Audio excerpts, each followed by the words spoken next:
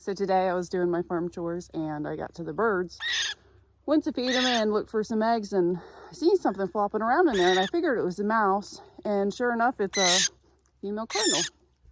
So I gently grabbed her and I'm about to release her, but she got very lucky that we have very, very nice birds in a nice deck, because usually the chickens would have their way with them, but I'm gonna let her go.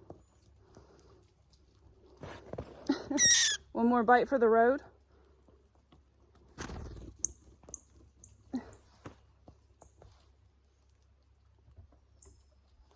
I love it.